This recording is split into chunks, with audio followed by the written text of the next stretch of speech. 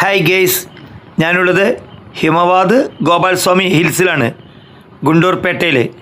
പല അമ്പലമൊന്ന് കാണാൻ വേണ്ടി വന്നതാണ് കേട്ടോ. ഇവിടുത്തെ മറ്റ് വിശേഷങ്ങളും കാര്യങ്ങളൊക്കെ നമുക്ക് വീഡിയോയിലൂടെ പങ്കുവെക്കാം. ശരി, സമയം കളയണ്ട, നമുക്ക് പോകാം വീഡിയോയിലോട്ട്. ഞാൻ ബസ്സിനാണ് വരുന്നത് കേട്ടോ.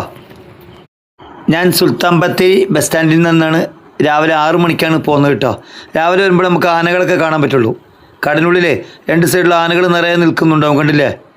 ആനകളെ കാണുന്നുണ്ടെങ്കിൽ രാവിലെ വരുമ്പോൾ മൃഗങ്ങളൊക്കെ ഉണ്ടാവും. 6 മണിക്കാണ് അവിടുന്ന് ഫസ്റ്റ് പുത്തങ്ങ ചെക്ക് പോസ്റ്റ് തുറന്നു കൊടുക്കുള്ളൂ. അവിടുന്ന് 75 രൂപയാണ് ടിക്കറ്റ് ഗുണ്ടൂർപേട്ടയ്ക്ക്. അവിടെ വന്നിട്ട് അവിടുന്ന് വേറെ ബസ്സിനാണ് പിന്നെ പോകുന്നത്.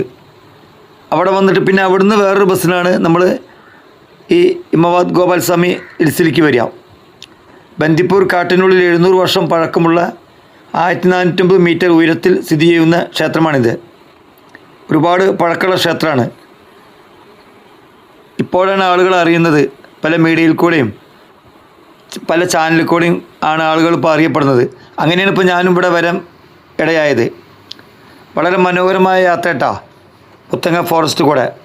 രാവിലെ വരുമ്പോൾ നല്ല രസമാണ്. 2 സൈഡിലും കണ്ടില്ലേ, ആനകളൊക്കെ അവിടെ ഇവിടെയൊക്കെ നിൽക്കുന്നുണ്ട്. മാനുകൾ, കൂടുതൽ ആനകളാണ് നിൽക്കുന്നത് കൂട്ടത്തോടെ. അവിടുന്ന് ഏകദേശം 1 മണിക്കൂർ 1.25 മണിക്കൂർ യാത്ര ഉള്ളൂ കേട്ടോ. അങ്ങനെ ഇവിടെ അമ്പലത്തിൻ്റെ അടുത്ത് എത്താനായി. അവിടുന്ന് വേറെ ബസ്സാണ്. അവിടുന്ന് 70 റുപ്യാണ് ടിക്കറ്റ്. അങ്ങനെ അമ്പലത്തിലെത്തി. ഇതാണ് അമ്പലം. അമ്പലത്തിൻ്റെ ഇതുവരെ ബസ് വരും. ഇത് അവിടുത്തെ ഗവൺമെൻറ് ബസ്സേ വരുള്ളൂ കേട്ടോ.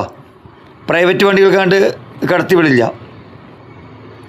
വളരെ മനോഹരമായ അമ്പലമാണ് കേട്ടോ. പഴയ കരിങ്കല്ലിൽ കൊത്തിയെടുത്ത അമ്പലമാണ്.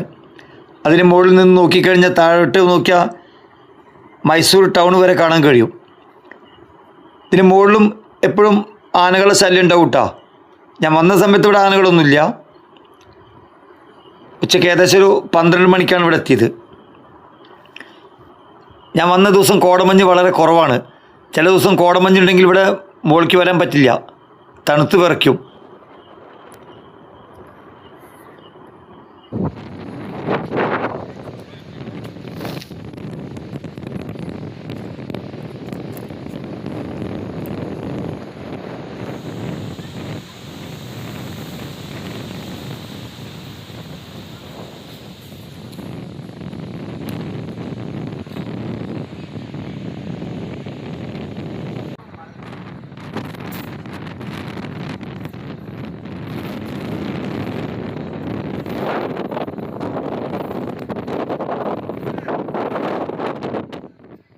ഇതാണ് അമ്പലത്തിൻ്റെ മുൻവശം. ഇവിടെ രാവിലെ പ്രാതൽ ഭക്ഷണം ഉണ്ട് കേട്ടോ.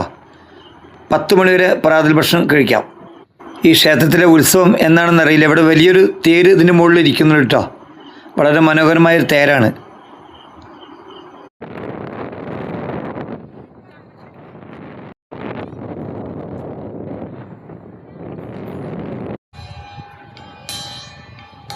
അമ്പലം കാരണം ഒരുപാടുണ്ട് കേട്ടോ. ചുറ്റിക്കാണാണെങ്കിൽ ഒരുപാട് സ്ഥലങ്ങളുണ്ട്. ഒരു രക്ഷയില്ല കേട്ടോ. ഇത്രയും വലിയൊരു അമ്പലം ഞാൻ ഇതിന് മുന്നേ കണ്ടിട്ടില്ല. അത് ഭംഗിയാണ്. കാരണം ഒരു കുന്നിൻ്റെ ഉയരത്തിലാണ് ഒരു അമ്പലം ഉള്ളത്. സ്റ്റെപ്പായിട്ടേ ഒരുപാട് ടൂറിസ്റ്റുകളോട് വരുന്നുണ്ട് കേട്ടോ. അത് കാണാനായിട്ട് തന്നെയാണ്. കണ്ടില്ലേ, വളരെ മനോഹരമാണ്. ഒരു പ്രാവശ്യങ്ങൾ ഇവിടെ വരണം കേട്ടോ. ഇവിടെ ജാതി മതമൊന്നുമില്ല. ഏത് ജാതിക്കാർക്കും ഇവിടെ വരാം കേട്ടോ. ഇവിടെ ദൈവത്തിന് ജാതി മതമൊന്നുമില്ല. ഏത് ആളുകൾക്കും മനസ്സിൽ വിശ്വാസമുണ്ടോ അവർക്കിവിടെ വരാം കേട്ടോ.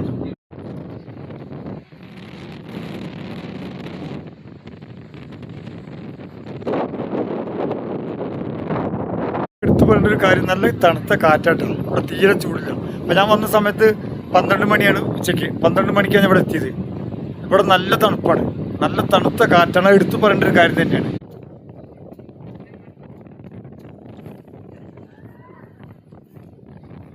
മൂന്ന് ബസ് ഇവിടെ സർവീസ് നടത്തുന്നുണ്ട്. ഒരു ബസ്സിനകത്ത് ആളുകൾ നിറഞ്ഞാൽ അത് താഴത്തേക്ക് പോകും. നമ്മൾ ബാക്കോട്ട് കണ്ടില്ലേ, നല്ല സീനറി കേട്ടോ. ഇപ്പോൾ ഫോട്ടോഷൂട്ടിന് വെയിലെടുക്കാനൊക്കെ നല്ല പറ്റുന്നുണ്ട് അല്ലേ. ഫോട്ടോസൊക്കെ എടുക്കാം. നല്ല സീനറിയാണ് ബാക്കിലുണ്ടല്ലേ. ഹായ് ഗൈസ്, ഗോപാൽസ്വാമി ക്ഷേത്രത്തിലെ വിശേഷങ്ങൾ നല്ലൊരു വീഡിയോ നമുക്ക് വീണ്ടും കാണാം. ഹായ്.